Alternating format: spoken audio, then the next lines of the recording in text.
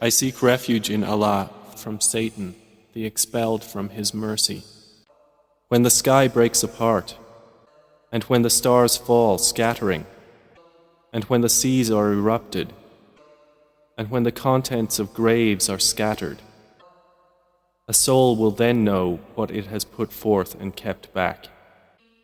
O mankind, what has deceived you concerning your Lord, the Generous, who created you, proportioned you, and balanced you?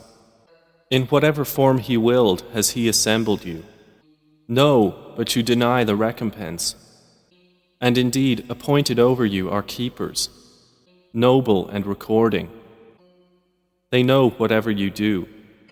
Indeed, the righteous will be in pleasure, and indeed, the wicked will be in hellfire.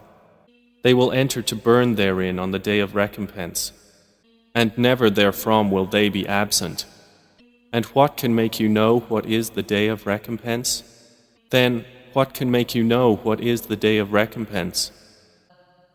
It is the day when a soul will not possess for another soul power to do a thing, and the command, that day, is entirely with Allah.